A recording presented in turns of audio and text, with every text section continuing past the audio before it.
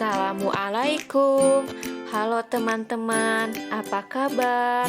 Perkenalkan, nama saya Anti Pujawati dengan NIM 190100249 dari Prodi Bimbingan dan Konseling 2019 IKIP Siliwangi.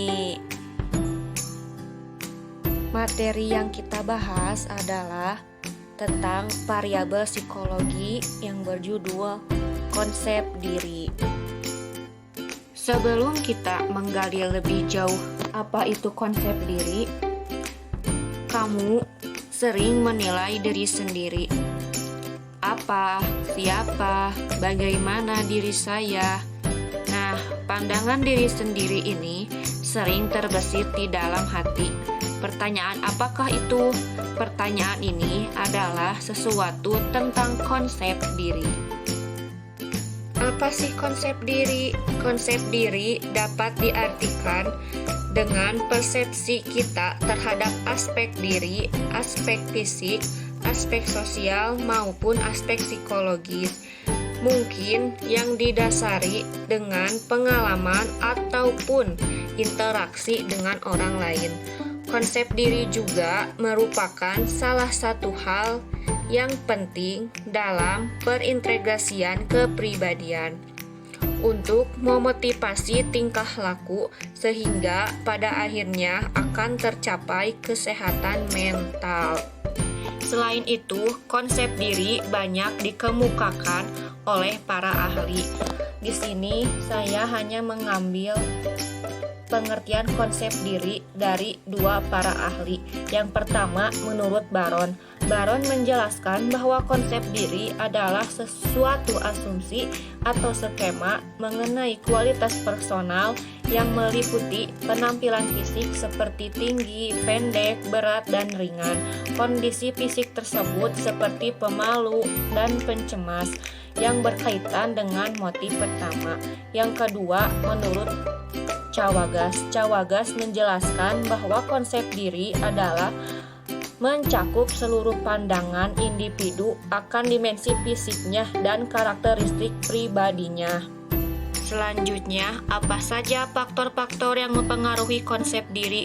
Konsep diri dipengaruhi oleh 3 faktor. Yang pertama, orang tua. Mengapa orang tua yang pertama? Karena orang tua adalah kontak sosial yang paling awal dan yang paling kuat. Yang kedua adalah teman sebaya. Teman sebaya sangat berpengaruh karena dibutuhkan setelah mendapat cinta dari orang lain dalam mempengaruhi konsep diri. Yang ketiga, masyarakat. Masyarakat memberikan harapan-harapan kepada anak dan melaksanakan harapan tersebut. Jadi, orang tua dan teman sebaya dan masyarakat memberitahu kita bagaimana mengidentifikasi diri kita sendiri sehingga hal ini berpengaruh terhadap konsep diri yang dimiliki seseorang itu. Konsep diri dibagi menjadi 2 bagian. Yang pertama, konsep diri positif. Konsep diri positif adalah individu yang tahu betul siapa dirinya, sehingga dirinya menerima segala kelebihan dan kekurangan.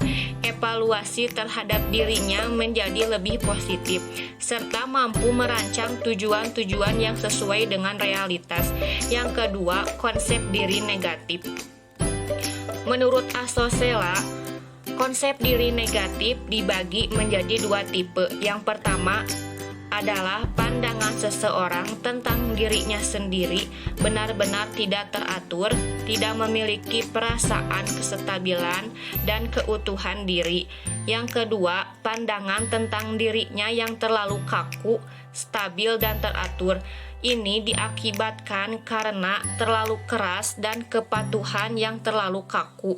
Di sini, individu merupakan aturan yang terlalu keras pada dirinya, sehingga tidak dapat menerima sedikit saja penyimpangan atau perubahan dalam kehidupannya.